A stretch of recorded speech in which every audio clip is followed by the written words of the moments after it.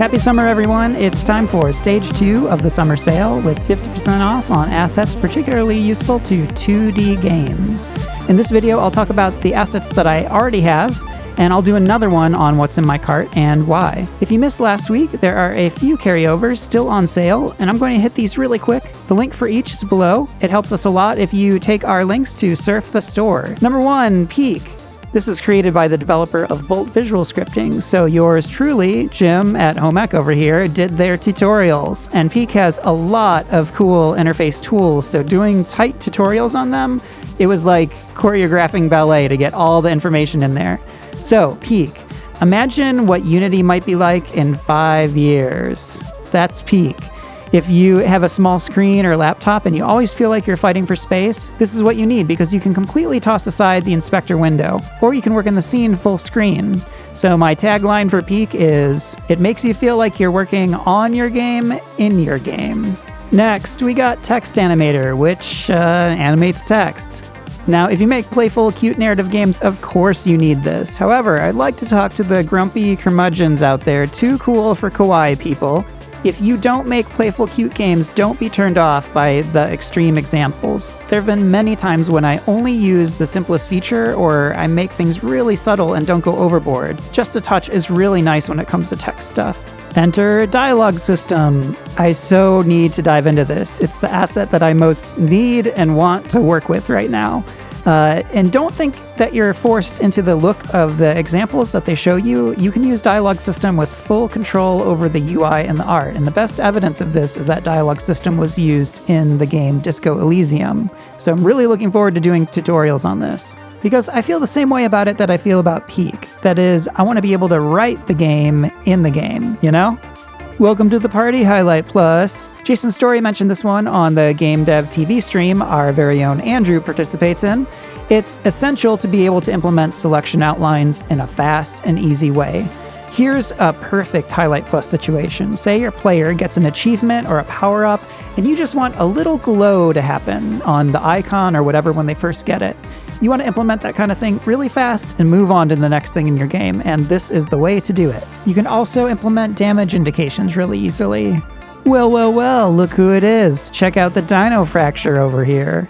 This is just incredible to not have to jump into Blender to do. And I've already been thinking of doing some sort of Helm's Deep wall arena setup in the Battle Sandbox, because it'd be a lot of fun to have the monsters like busting down walls like Rampage or, you know, Age of Empires, I guess.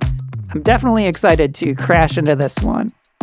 Now for the special 2D specials. Outside of my Infinity PBR work, I am making an unannounced 2D illustrated indie game. So, number 1, Megafiers. One of the biggest issues in a 2D game is this.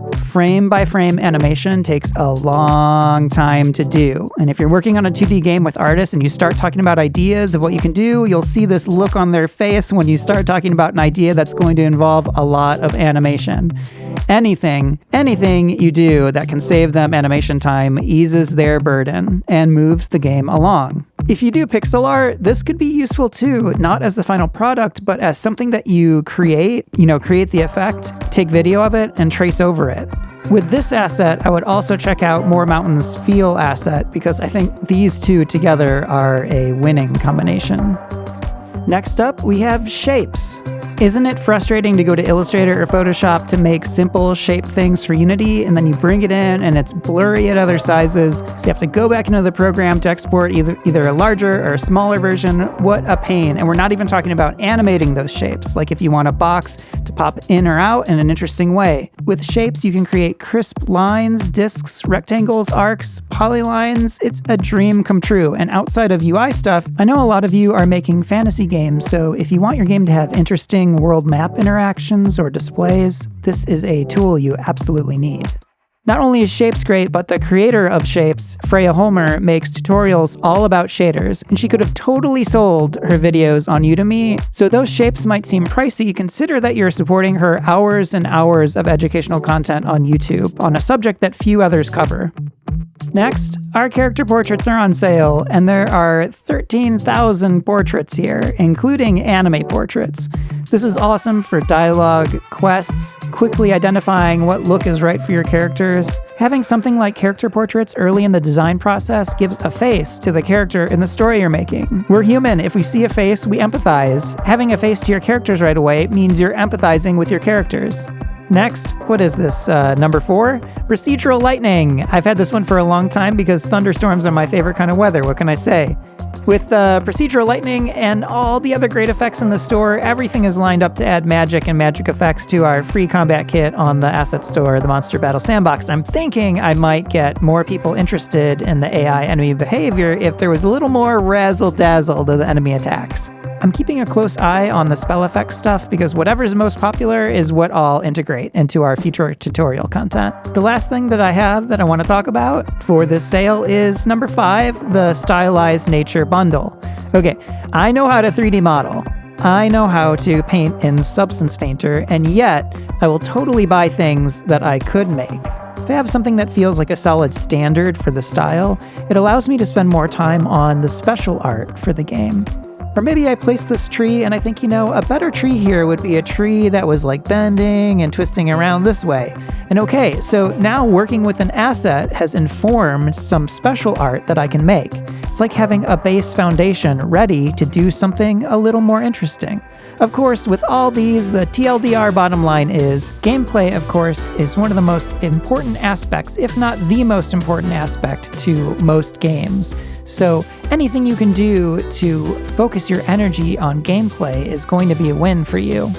And by a win for you, I mean a win for your players, because it's all about the players. And I know it's really easy to buy a ton of assets on the asset store, and if you're trying not to do that, my suggestion would be only get the assets that allow you to serve your players best. And that's what I've prioritized here, since all players clearly should be electrocuted. All right, take care, everybody. Happy shopping, and remember to subscribe and join us on Discord. See ya!